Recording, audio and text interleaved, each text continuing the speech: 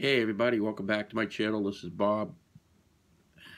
Yeah, I just wanted to do a little video about the resurrection. This is our resurrection season. Right? It's like the biggest time of the year for Christians. Yet I don't really hear people talking it up that much about the resurrection. It's like the big elephant in the room. We don't really talk it up. It's kind of I don't know. Are we shameful? Uh, I I don't know. We should be excited. We should be talking it up every moment we can. We should be doing it more than Christmas. Christmas is something that's out there, and it's nonstop barrage for 3 months, if you will, at least 45 days, and but I never hear much talk about the resurrection and Easter. As it's called Easter in the Western world, Western civilization. So that's a problem. I mean, it without the resurrection, Apostle Paul said our preaching is foolish. And I should also say that, I was thinking about this, what I was going to say today, and there are like sayings out there that are interesting in the in life in general. And one thing is that we put things in perspective, right?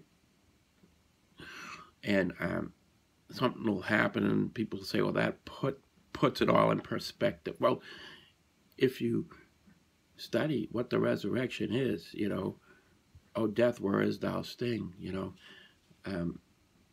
We cross over from death to life, actually, as Christians, the moment we believe, right? But the punishment for our sin, Isaiah 53, by his stripes we are healed. He did it all, and he provided a way for us to get to heaven. So that's the message today, is that the resurrection puts it all in perspective, and that's what we need in life, because there's so much, like,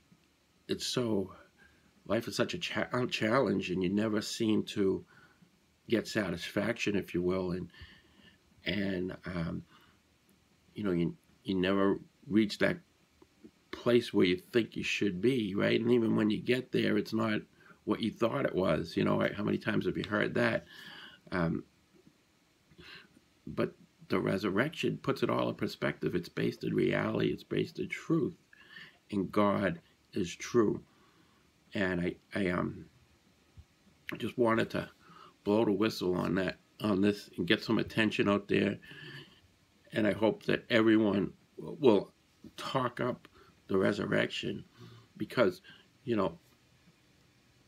every knee will bow and every tongue will confess that Jesus Christ is Lord. We're all going to have some sort of resurrection, okay? And we're going to face Jesus, okay? And he's the one who died on the cross so that we could go to heaven and live forever. And to ignore that your whole life is, or just keep it at arm's length or even further, and you're not living in reality. You're living a fake life. You really are. And never mind the fake news, and you believe in fake news, but you live in a fake life. So you want to have a real life, the real deal, right? That's the type of life you want to live. And then the Bible says you're more than a conqueror. The Bible says that in Romans 8. With Christ, we're going to rule and reign with Christ. We're going to be we are saints, actually, the moment we believe, right? And we're going to be a kingdom of priests.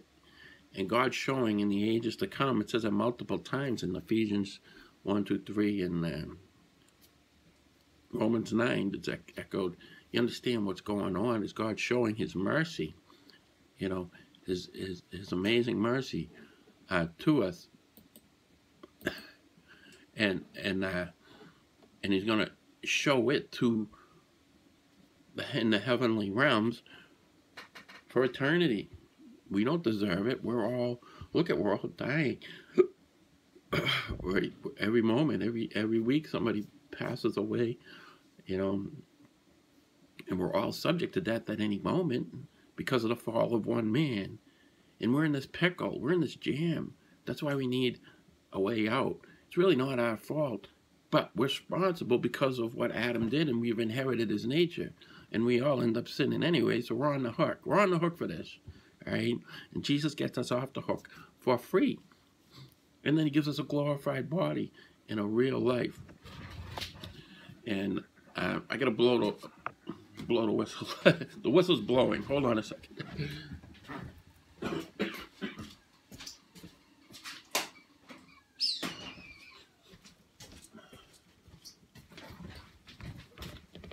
All right, so that's my message today, is the emphasis on the, sorry about that, by the way, the resurrection needs to be talked about. But what are we talking about at church? We don't talk about good news, really. You know, we talk, it's all about, you know, I was just thinking, what was it? It was a message that my pastor used to give. And he ends up taking it. Oh, you know, I was thinking about Lazarus in the tomb. This is a resurrection passage. So instead of building up the resurrection and getting people to feel at ease and peaceful and encouraged about, you know, Lazarus coming out of the tomb, the pastor's main emphasis was when Jesus says, take off your grave clothes. And he turned to the church and he's like, you got to take off your grave clothes. And, you know, why would he overemphasize that when he's missing the elephant in the room? So that's my channel. It's about, you know, the elephant in the room and how people continually miss the elephants. It's almost endless. Now that I started it, I never had no idea there would be so many elephants. But that's a great metaphor for what's going on, the suppression of truth, the ignoring of facts for another agenda to move forward, deliberately suppressing truth. You know, I'm just reading about JFK in the History Channel presents him. You know, when that story when the destroyer hit his PT boat in the Solomon Islands, in the middle of the night, by the way, August 2nd. Oh, great. I forget the year. But I should know this.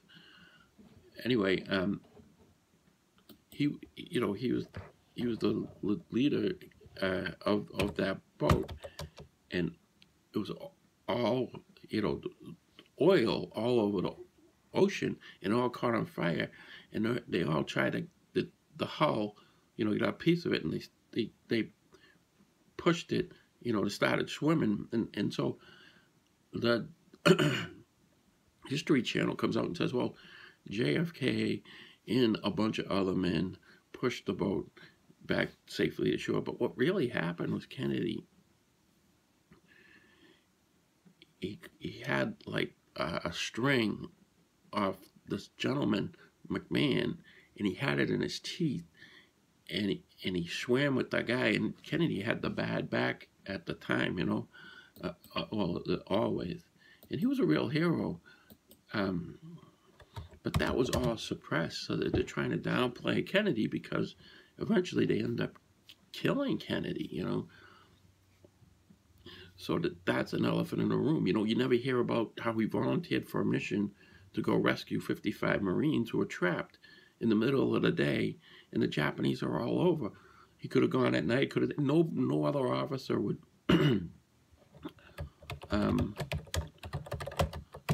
Solomon Islands. You don't even hear the news. You can't even look this up.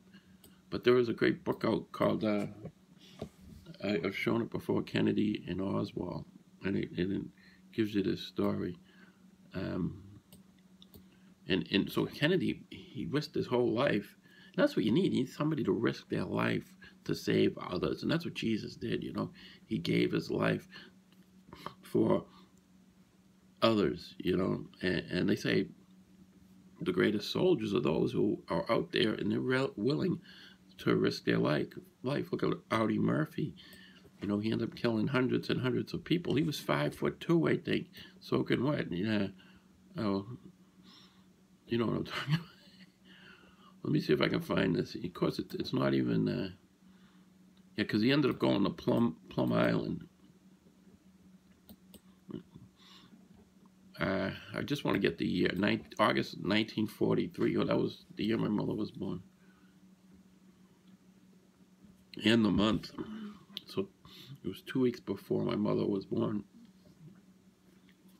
My mother, she was born in Boston, and my grandmother had eight kids. She was the ninth, and she got on the train by herself and went to the hospital, and they told her to go home. You're not ready. So she went home by herself. And then later in the day, she went back and had the baby. But my mother cries when she hears that story. So it's a PT 109, August 43, right in the middle of the war. He rescued the crew.